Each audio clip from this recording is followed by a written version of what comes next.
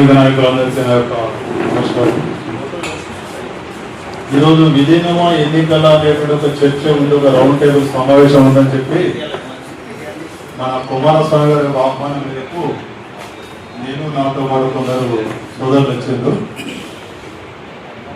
అతను ఇక్కడ పెట్టినటువంటి అంశం వేరు. తర్వాత ఇక సోదరులు ఏంటంటే రకరకాల విషయాలు మాట్లాడితే ఇలా మంది నాకు తెలియదని చెప్పండి, ఆ విషయం నేను జరుపుకోలేదు.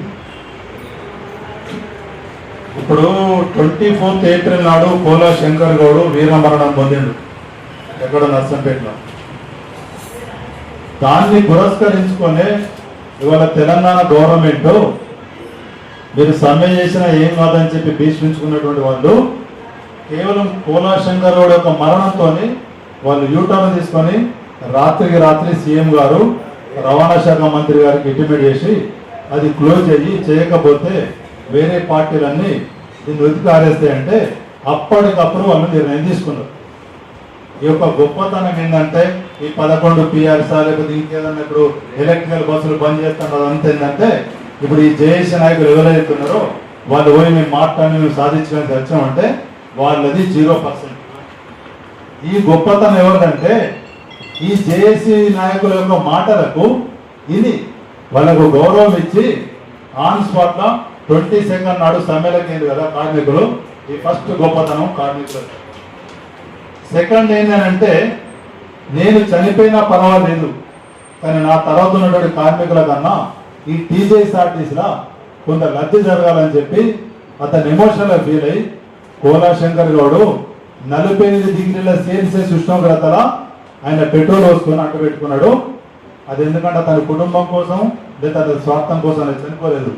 ఎందుకంటే కోలా శంకర్ గౌడ్ చనిపోయిన తర్వాత నేను ఒక 25 మందిని మా వాళ్ళని తీసుకొని భాగ్యేశ్వర తీసుకొని నేను వాళ్ళ ఇంటికి ముత్తడిపేటకు నేను పోయినా కనీసం ఏదో ఒక ఆర్థిక సాయం చేయాలనే ఉద్దేశంతో నేను మా సోదరు కలెక్ట్ చేసి 30,000 రూపాయలు వాళ్ళ భార్య పిల్లలకు అందించి మళ్ళీ వచ్చి నేను నర్సంపేటలో ఒక ప్రెస్ మీట్ పెట్టాను. కోలా శంకర్ గౌడ్ ఎక్కడైతే చనిపోయిండో అదే ఆ యొక్క ప్లేస్ను దాన్ని విశదీకరించి ఈ నర్సంపేట ప్రయాణ ప్రాంగణానికి కోలా శంకర్ గౌడ్ ప్రయాణ ప్రాంగణానికి పేరు పెట్టాలని చెప్పి ప్రెస్ మీట్ కూడా నేను రిలీజ్ చేశాను. ఇక తర్వాత ఇప్పుడు అంశం ఏంటంటే విలీనమా ఎన్నికల ముద్ద అనేటువంటిది దీని మీద తండోపతండాలో కొద్ది రోజుల నుంచి చర్చ జరుగుతున్నది. ఇవాళ నేను ఇక్కడ నుంచి నేను జేఏసీ నాయకులు మొత్తం మంది అడుగుతున్నా పోయిన వాళ్ళందరినీ. ఎందుకంటే నా పేరు గోలి రవీంద్ర, బస్ భవన్లో అసిస్టెంట్ సెక్షన్ ఆఫీసర్గా చేసి మన ఫిబ్రవరిలో రిటైర్ కావడం జరిగింది. నేను చేసిన ఉద్యమంలో సొంత ఆనందం ఆధ్వర్యంలో తెలంగాణ ఉద్యమంలో చాలా చురుగ్గా పాల్గొన్నాం. అది పాపం మా వేదిక బాగా తెలుసు. మేము ఎవరెవరితో కొట్లాడము ఇక్కడ గీతాలకు తెలిసే తెలియదు. అప్పటి నుండి ఇప్పుడు DJMU రాష్ట్ర వైస్ ప్రెసిడెంట్గా పనిచేస్తున్నాను. ఇప్పుడు DJMU నుండి ఒక పాత ఉద్యమకారుల సంఘం నుండి కూడా 2 వేదికలకు సంబంధించి ఈరోజు ఇక్కడ రావడం జరిగింది. మన ఆర్టీసీలో నేను ఫస్ట్ నుండి కూడా నేను ఒకటి గమనిస్తున్నాండి, ప్రతి ఏ మీటింగ్ అయినా కానీ ఎజెండా పక్కకు పోతుంది, మన సొంత ఎజెండా ముందుకు వచ్చేస్తుంది. సారీ దయచేసి, ఎందుకంటే ఇద్దరు ముగ్గురు మాట్లాడదని చెప్పి కౌంటర్ చేయొద్దు అనుకున్నా కానీ కౌంటర్ కూడా కాదు, కొంచెం చెప్పి మీదే కాదు. ఇక మా యూనియన్లో ఇంక్లూడింగ్ మా యూనియన్లో ఎజెండా ఒకటి పెడతాం, మనకు మైక్ దొరికింది అబ్బాయి మనకు దొరకదు పోతుంది దొరకదు మనకు అని చెప్పి ఏదో ఒకటి సైడ్ టాక్స్ అయిపోతుంది. ఆ డిసిప్లిన్ ఒకటి రామ్మోహన్ రావు గారు ఉన్నప్పుడు నేషనల్ ప్రెసిడెంట్ ఉండే, ఇప్పుడు అన్నది కానీ SW ఒకటి ఫాలో అవుతాం. మిగతా ఏ యూనియన్ ఫాలో గారు ఏ సంఘం ఫాలో గారు ఇలాంటి వేదికలు ఏం పెట్టే దానికి మీరు దయచేసి నన్ను ఏమనుకోరు. ఎందుకంటే మన సబ్జెక్ట్ ఏంటి ఇప్పుడు రెండు అంత పెద్ద రాసిన పాపం మన జీపీ స్వామి గారు విలీనమా ఎన్నికల చర్చ అంటే మన చర్చ ఎక్కడెక్కడో పోతుంది. మన ఆర్టీసీలో ఒకటి ఏంటంటే ఆర్టీసీలు ఎప్పుడైతే నెల రోజులకి అందరు లీడర్లు అయిపోతారు. అసెంబ్లీలో కూర్చొని పెడితే అసెంబ్లీ అసలు ఉండదు, జరిగిపోతుంది. అంటే అంత చైతన్యం వస్తుంది. ఎందుకంటే ఆ కష్టానికి ఆ పాటుపడటానికి అంత చైతన్యం వస్తుంది. కాబట్టి అందరూ వస్తలే, అందులో నో డౌట్. ప్రతి ఒక్క చిన్న కార్మికుల నుండి పెద్ద కార్మికులు వస్తలే, కేవలం అధికారులు తప్పితే అందరు. అందుకోసమే అందరూ ఒక్కలేనంత మాత్రం నీ ప్రాబ్లం ఏమొస్తుందంటే అసలు సబ్జెక్ట్ పట్టుకొని ఈరోజు మాట్లాడతాం. అందుకోసం నేను కూడా పక్కకు పోదలుచుకోలేదన్నా, పక్కకు పోదలుచుకుని 3.5 గంటలు ఆగకుండా మాట్లాడుతాను, నీళ్లు పాలు లేకుండా. అంత కాంట్రవర్సీ పోవద్దు. ఇప్పుడు ఇక్కడ కూడా ఇద్దరు ముగ్గురు ఫ్రెండ్ మాట్లాడాడు గవర్నమెంట్ అట్లా, గవర్నమెంట్ గురించి 2-3 విషయాలు చెప్పి నెక్స్ట్ టైం క్లోజ్ చేస్తాను, ఎక్కువ టైం తీసుకోండి. ఎందుకంటే ఈరోజు మనకు నేను హెడ్ ఆఫీస్లో పనిచేసినందుకు చెప్తున్నా, జీతాలు 20 తారీఖు వస్తున్నాను, ఎవరైనా సపోర్ట్ చేసిండు అప్పుడు 20 అది కూడా వస్తుందో తెలియదు. కండక్టర్లకు ఒకసారి, డ్రైవర్లకు ఒకసారి, మా సూపర్వైజర్లకు ఒకసారి. అప్పుడు ఏం చేస్తున్నాం ఎక్కడన్నా, అప్పుడే నా సొంతంగానే ఒక భూమి గిరువు పెట్టి 200 కోట్లు కావాలి. ఎండి గారు రాత్రి 11 గంటలకు మా సార్ నాకు అది జీతాలకు పై ఒక భూమి కూడా నీకు హైదరాబాద్లో ఉన్న ఈరోజు తెలుసో తెలియదు అన్ని భూములు గిరువులు హైదరాబాద్ 1, 2 చెప్పదు. కొంచెం సమయం అన్నా ఇది సబ్జెక్ట్ నాది డీవియేషన్ కాదు, పనికి వచ్చేది మీకు అందరికి పనికి వచ్చేది. హైదరాబాద్ 1, 2 గురించి పెట్టినాం, ఈ రాణి అని పక్కకున్నది గిరువు పెట్టినాం. ముషిరాబాద్ 30 ఎకరాలు మన బస్ భవన్ తప్పితే అది గిరువు పెట్టినాం. నీకు కంటోన్మెంట్ గిరువు పెట్టినాం, ఉప్పల్ గిరువు పెట్టినాం, వర్క్షాప్ గిరువు పెట్టినాం, మన హకీంపేట గిరువు పెట్టినాం. నీకు సిటీలో ఉండే దీపో చెప్పండి, ఒక గౌలి కూడా, ఆ గౌలి కూడా నేను మనం పెట్టించానంట. నేను వెళ్ళిపోతాను. ఇదంతా క్లియర్ ఎందుకు చెప్తుంటే మనం ఎన్నుకున్నటువంటి ఒక నాయకుడిని పిలుస్తాడు. మనం కోరుకోవాల్సింది ఏంటి, ఆ విలీనంలో సరైనటువంటి విధి విధానాల రూపకల్పన జరగాలి. రూపకల్పన జరగకపోతే మనం లాస్ అవుతాం. దాని గురించి మనం మాట్లాడాలి. ఉద్యోగ భద్రత లేని విలీనం ఎవరికి కావాలి? ప్రాణం లేని శరీరం లాంటిది అది. ఉద్యోగ భద్రత లేకపోతే, ఇప్పుడు తమ్ముడు చెప్పాడు ఉద్యోగాలు పోయినాయని. అందువల్ల ఉద్యోగ భద్రత ఉండే విధి విధానాలు ఉండాలి. విధి విధానాలు సరైనవి లేకపోతే ఆర్టీసీలో మనకన్నా అక్కడ తెలివైన వాళ్ళు ఏపీఎస్ఆర్టీసీ వాళ్ళు అయినా కూడా ఇలానే అక్కడ గ్రూపుల్లో కూడా విలీనం కావాలి వరుసగా మెసేజ్ నేను చేయాలని జూనియర్ల క్రెడిట్ కోసం ఆరాటం. ఎక్కడ చంద్రబాబు నాయుడు క్రెడిట్ వస్తుందో అని నేనే చేయాలని జగన్మోహన్ రెడ్డి పోరాటం. ఆ 3 కలిసి ఏమైనా విలీనం హడావుడిగా చేశారు. 1969 రెగ్యులేషన్ ప్రకారం 36 కఠినమైనటువంటి నిబంధనలు ఉంటే ఆర్టీసీలో విలీనమైన తర్వాత 56 అంశాలు చేరింది. చూడండి, 56 అంశాలు అంటే 70-71 ఎంతో కొంత ఉద్యోగ భద్రత 1/2019 రద్దు చేసి 70-71 కింద ఒక సర్క్యులర్ ఇచ్చి 56 పైన ఈ దాన్ని తీసుకొచ్చి పెట్టారు. అందులో అతి భయంకరమైన ఒక అంశం చెప్తా, అది చాలా అన్ని భయంకరమైనవి. ఎవరికి కూడా పోరాటం చేసే హక్కు లేదు, నినాదం చేసే హక్కు లేదు, టెంటు వేసే హక్కు లేదు. ఏమాత్రం ఎవడు ఏం చేసినా యాజమాన్యం అనుకుంటే ఇమ్మీడియట్లీ వాడి సస్పెండ్ రిమూవ్లో ఇమ్మీడియట్లీ అయిపోతాయి. ఒక సిఐటియు ప్రధాన కార్యదర్శిని ఆంధ్రాలో తీసేశారు ఇదే అంశం మీద నినాదం చేశాడని. అప్పీలకు కూడా అవకాశం లేనటువంటి రూట్స్ హడావుడి విలీనం వల్ల వచ్చాయి. మనం కోరుకో అట్లానే తీసే అక్కడ ఈ హాస్పిటల్ పోయింది, ఎస్ఆర్బిఎస్ పోయింది. నెలకి 400 రూపాయలు హాస్పిటల్ కోసం 400 కట్టాలి. తర్వాత ఏమో మనకి ఇక్కడ మనకి ఏమైనా ఆర్టీసీలో ఉన్నప్పుడు 1 కోటి రూపాయల వరకు మనకు ఖర్చు పెడుతుంది ప్రభుత్వం, ఆర్టీసీ ఖర్చు పెడుతుంది. కానీ అక్కడ విలీనమైనాక 4 లక్షల సీలింగ్, 4 లక్షలు 3 లక్షల సీలింగ్ ఉంది. మరి ఇవన్నీ ఉన్నాయి. హడావుడిగా విలీనం అని పరిగెడదామా? అది కాదు. అందుకని నా ఉద్దేశం ఏంటంటే అదొక పద్ధతి. అన్న ఏమనుకోకుండా ఇంకొక పాయింట్ అంతే క్లోజ్ చేస్తాను. రెండో పాయింట్ ఏంటంటే ఒక నియత పరిపాలనలో మనం 56 రోజులు సమ్మె చేసి అన్నీ కూడా అది చారిత్రాత్మకమైన సమ్మె. కానీ చాలామంది ఏమంటారంటే అది ఫెయిల్ అయిపోయిందంటారు. ఎక్కడ ఫెయిల్ కాదా? అంతర్జాతీయ స్థాయి వరకు మనకు పోయింది పోరాటం. అందరూ నిజాయితీగానే కష్టపడ్డాడు. ఏ ఒక్క యూనియన్ లోపం చేయలేదు. ఫలితం వచ్చినా, క్రెడిట్ వచ్చినా, లాస్ వచ్చినా అన్ని యూనియన్లకి సమానమే చెప్తుంది. అందులో ఏదో ఒక్కడి వల్ల నాశనమైందని మెసేజ్ పెట్టడం అది కరెక్ట్ కాదు. అందరికీ సమానమే. అది లాభం వచ్చినా నష్టం వచ్చినా. ఆ కేసీఆర్ పాలనలో శవాలతో ఫోటో దిగాం మనం లీవుల కోసం, మర్చిపోయారో లేదు. శవాలతో ఫోటోలు దిగి లీవ్ కావాలని కోరాం. చాలా అవసరం పడ్డాం. అసలు మాట్లాడే హక్కు అనేదే కోల్పోయాం. గౌరవ డాక్టర్ అంబేద్కర్ ఇచ్చారు. ఆయన తెలుగు తక్కువ కార్మిక సంఘాలు ఎందుకు పెట్టారు? ఆయన కార్మిక సంఘాలు పెట్టింది కార్మికుల రక్షణ కోసం పెట్టాడు. అయితే అది పనిచేసే విధానాన్ని బట్టి ఉంటుంది, దాన్ని మనమే అనలేం. కానీ కార్మిక వ్యవస్థను అనేది నిర్దాక్షిణ్యంగా నాశనం చేశాడు ఆయన. అయితే ఇప్పుడు ఈ కార్మిక వ్యవస్థ అనేది జరగాలి. సంఘం ఎన్నికలు కూడా కంపల్సరీ మనకు కావాల్సింది. అదేవిధంగా విలీనం కూడా కావాలి. ఏ విలీనం కావాలి? హడావుడి ఆంధ్రబాద్ర విలీనం కాదు, సరైన విధి విధానాలతో కూడిన విలీనం కావాలి. అయితే ఈ అపాయింట్మెంట్ డేట్ ప్రకటించడంలో ప్రభుత్వానికి ఏమైనా ఆర్థిక పరమైన ఇబ్బంది ఉందేమో నాకు అంత ఐడియా లేదు. ఆ ఒక్క విషయం నాకు అంత ఐడియా లేదు. హడావుడిగా వెళ్ళిన అపాయింట్మెంట్ డేట్ ప్రకటిస్తే ఏమైనా డబ్బులు ఏమైనా అడిషనల్గా కార్మికులకు చెల్లించాల్సింది ఉంటుందనేటువంటి ఆ ఒక్క అంశం మాత్రం నాకు పూర్తిగా అవగాహన లేదు. కాబట్టి నేను ఆఫ్ నాలెడ్జ్ తోటి నేను చెప్పలేను ఆ విషయం.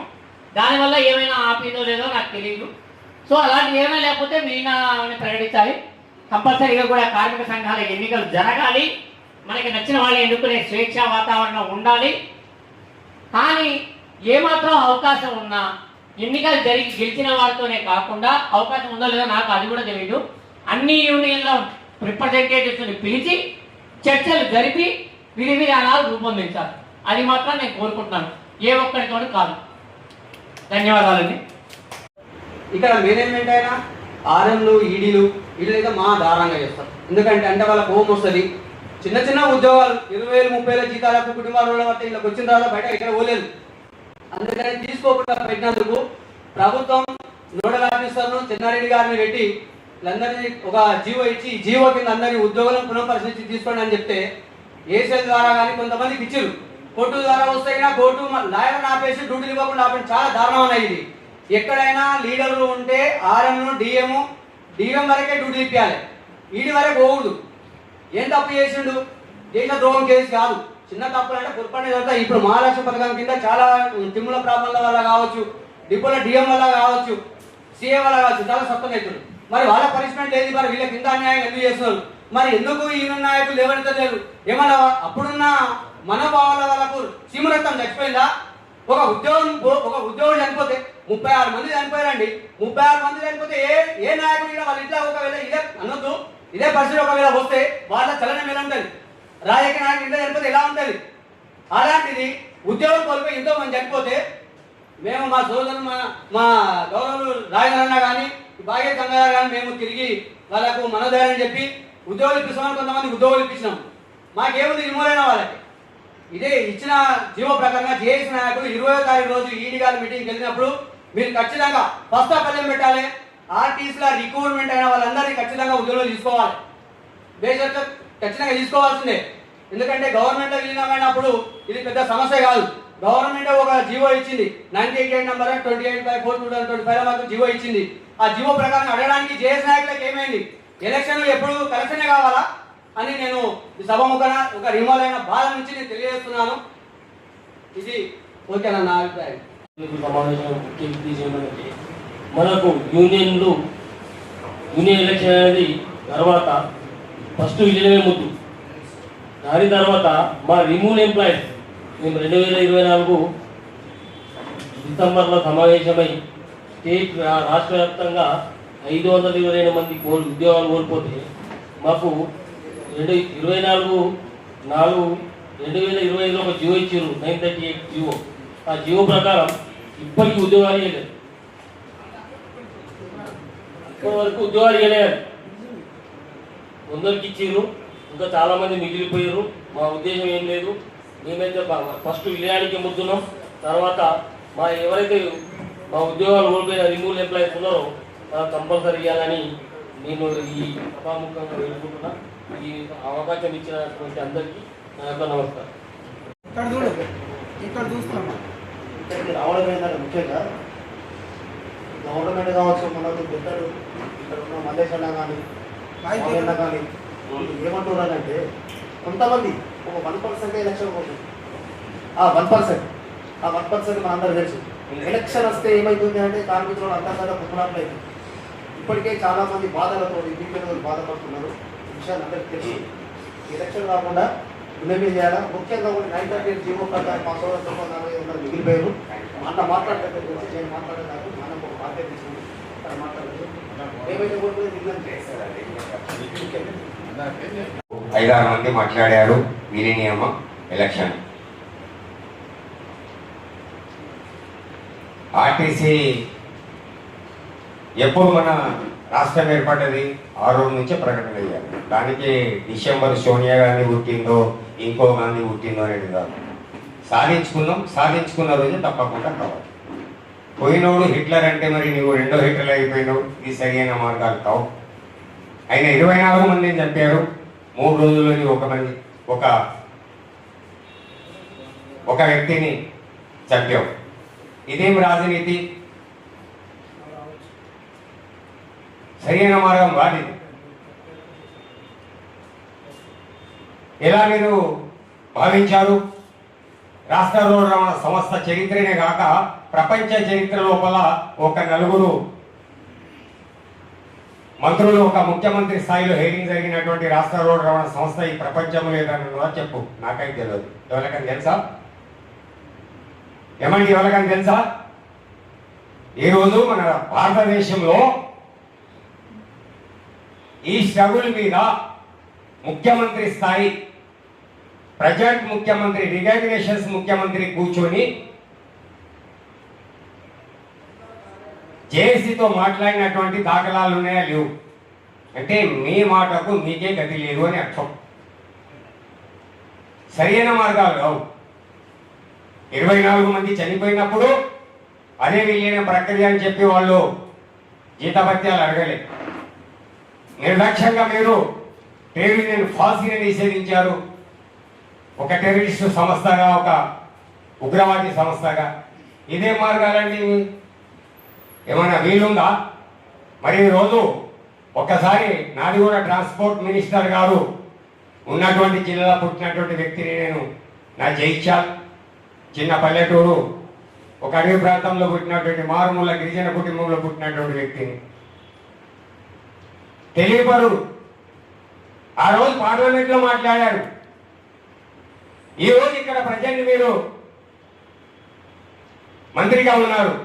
ఎలా మిస్గైడ్ చేస్తారండి మీరు? ముఖ్యమంత్రి ఎక్కడైనా మిస్గైడ్ అయితే మార్గదర్శకాలను సూచించుకోవాలా. నీ యొక్క స్టూడెంట్స్ యూనియన్లో పనిచేశావు. ఇదేనా మీరు నేర్పింది స్టూడెంట్స్ గా రోజు? ఇదేనా యూనివర్సిటీ నుంచి మీరు ప్రాతినిధ్యం వహించినటువంటి ఉద్యమం? మీరే చెప్పారు కదా, మేము అడిగామా? మీరు 11% అడగలే.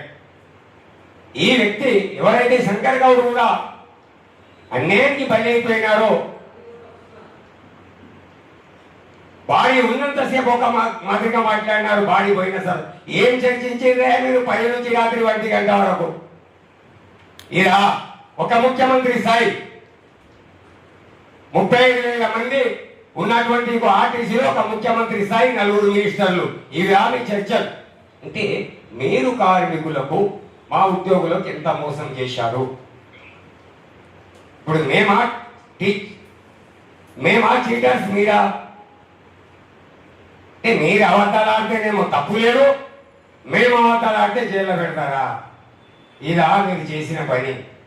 మేము నన్ను ఓట్లు వేసాం. ఎంత ఇబ్బందులకు గురి అయిపోయిన తర్వాత మీకు ఓట్లు వేసాం.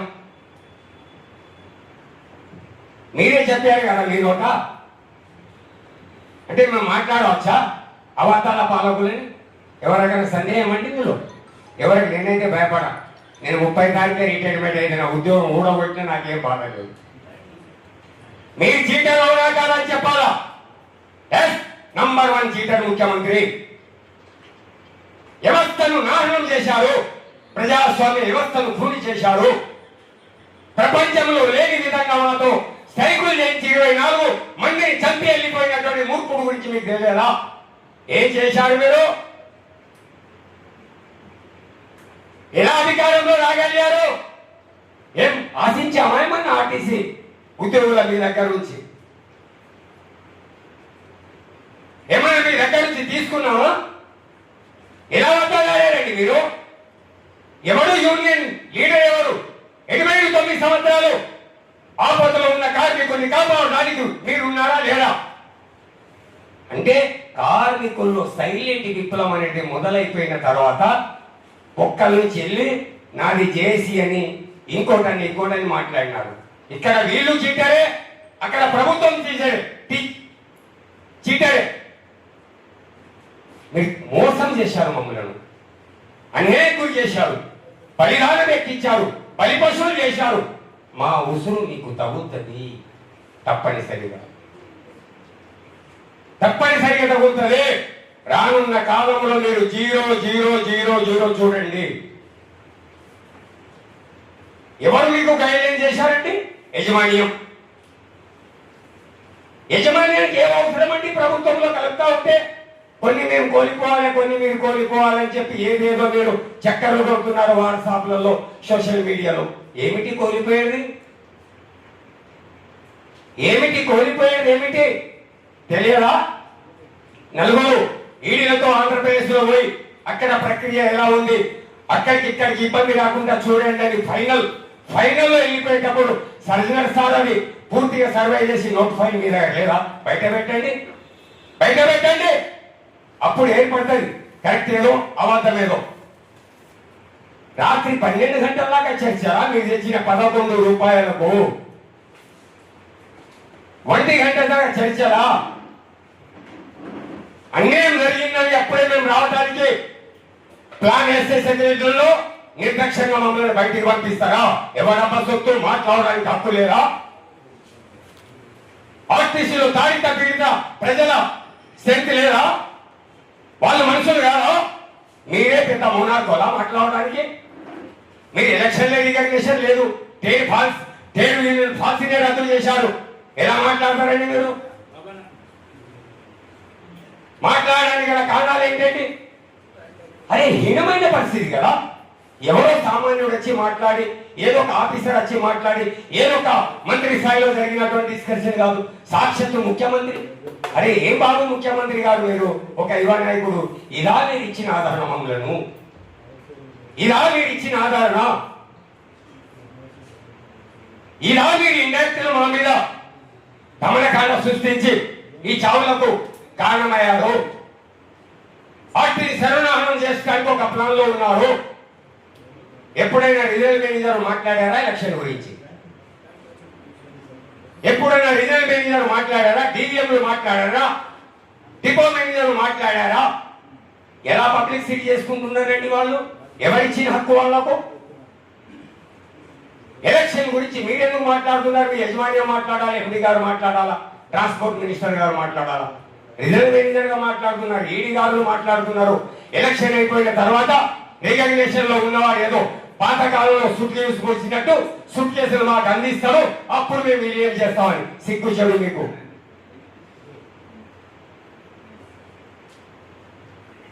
అవగాహన లేనటువంటి మూర్ఖులు లేదు. ఏమిటి అన్యాయం? ఎలా సాధ్యమైంది ఇది? అందుకే నేను అడుగుతున్నాను ఏంటంటే, ఏదో నేను వచ్చే నెల రిటైర్మెంట్ అవుతుందని బాధపడద్దు. రానున్న కాలంలో మా తమ్ముళ్ళు ఒక్కలు అందరూ కూడా బాగుండాలని, ఆర్టీసీ కూడా ఇంకా ఎదుగుదల ఉండాలని చెప్పి ఆశించే వాళ్ళు నేను ఒక్కొని. కానీ ప్రభుత్వం చేసిన చీటింగ్ సామాన్యమైన చీటింగ్ కాదు.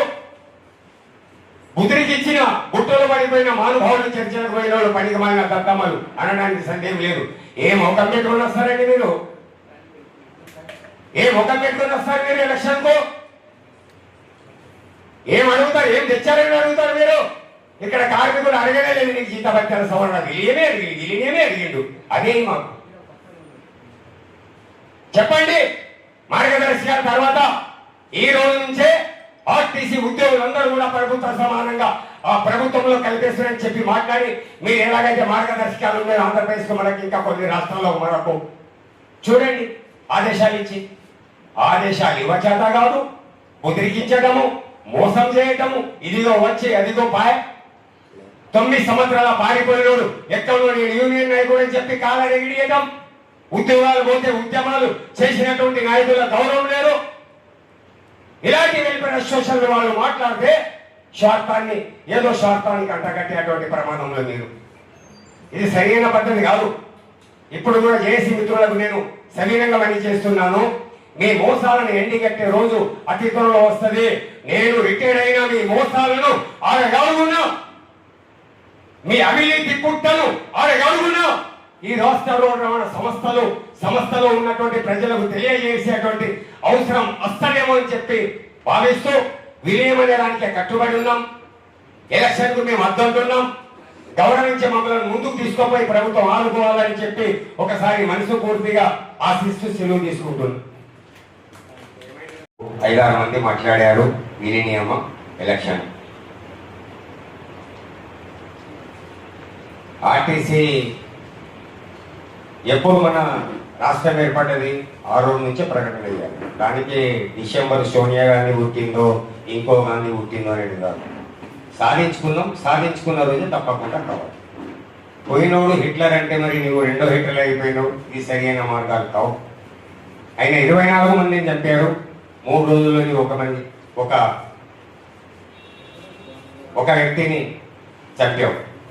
ఇదేం రాజనీతి? సరైన మార్గం వాడింది. ఎలా మీరు భావించారు?